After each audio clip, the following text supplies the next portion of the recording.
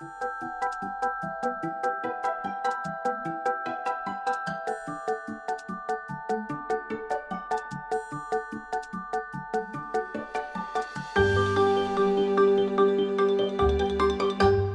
you could talk about your introduction to Tony Robbins.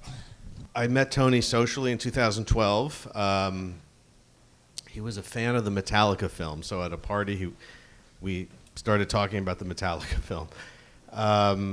And we just kind of clicked for some reason, and I think Tony sensed that I might have some issues going on in my life, and he actually invited me to attend this thing. I'm a very cynical person, and I'm also a very busy person. The idea that I would take 6 days out of my life to do this, even today, boggles my mind. But he invited me to go out and do this. Now, I had heard of Tony only the most superficial things, you know, the books, the DVDs. I didn't even know he did live seminars, but he invited me in 2012 to attend this thing. And somehow something about his invitation, there was, normally I would never take that kind of time out of my life. So, and the year I did it, it was in Palm Springs, California. So for me to get on a plane, go to Palm Springs, California, and check this thing out, you know, as I say, surprised me then, still surprises me. So you went in with reticence. I would have to say I went in kicking and screaming, because I don't normally go for these kinds of things. And the first break on day one, you know, you see the music, the people, strangers hugging, pairing off with a partner to reveal your innermost feelings. On the first break, I ran for the exit doors, called my wife, Lauren, who's in the audience. Say hello, Lauren. And I said, I got to get the fuck out of here. This is not for me. And all of my red flags were going off. All of my uncomfortable feelings, all of my buttons were being pushed. And I thought I had to leave. And my wife said, you know, give it another day. And also Tony was very, you know, as I later learned, he routinely invites 15, 20 people to any of these events. So there's guests that his people are aware of. So his people were very aware that I was there. And so that was my concern. It's like, Lauren, how do I leave here early without insulting the guy? So I was very, you know, I didn't want to insult the guy. Lauren said, stick it out for another day. And on day two, we did that exercise that you see in the film where you go back to your earliest memory and challenge yourself to go to the memory before it to kind of release you from that. And in the seminar, it's actually about a 40-minute process. And I came out of it deeply moved, crying, you know, and I'm not a crier, and, you know, there's a good reason for that, but which we won't go into, but,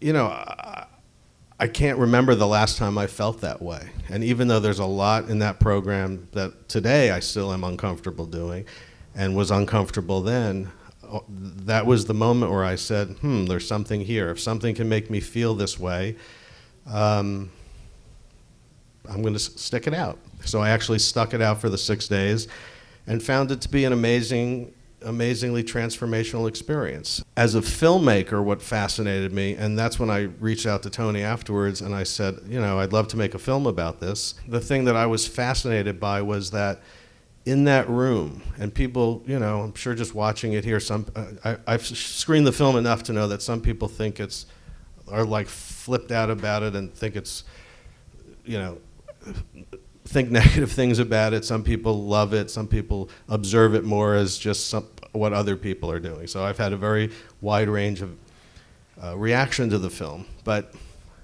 in that room, I can tell you, 2,500 people, all boundaries melt.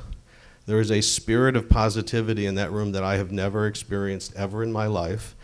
There's a caring amongst people that you never see, you know, and so I wanted to, how can I capture that on film and give that to an audience? Well, you know, I don't want people to go run and sign up for Tony Robbins seminars, but my goal was to just give that feeling in that room of that just connection to yourself, which is so hard for a lot of people, and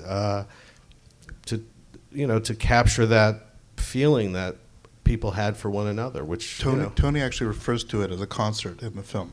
He talks about getting together, and one of the things has been discussed that in many ways this plays like a concert film. Yeah. This plays as a presentation of what's going on, and whatever you're going to bring to it, you're going to bring to it. Whether you like the band or not, you can certainly appreciate that an event was captured, that the elements went through. So as a filmmaker, if you could talk about truncating this 6-day event into this 2-hour film where we can experience the core of what went on and how that ties to your other work.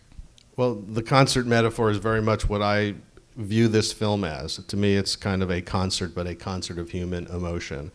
And I think what is not so apparent, because the filmmaking shouldn't be obvious to people, but it was very difficult to take a 72-hour event and lots of behind-the-scenes material and try to condense it down. And really what I wanted to do was capture what it's like to be in that room. And anyone who's been to one of those seminars have told me, the feedback I've gotten is that it captures amazingly the spirit that's in that room and what that. Do we have anyone who's been here? I'm just curious.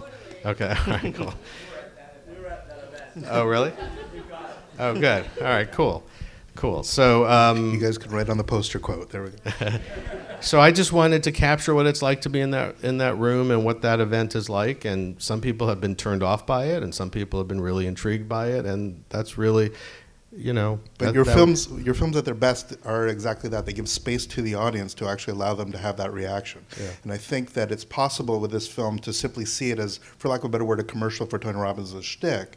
But I think if some of our viewers are slightly more sensitive to the fact that, like, whatever you think of Tony Robbins, we are witnessing in the same way when we watch Woodstock or when we watch The Last Waltz, we are seeing an event, and you are capturing.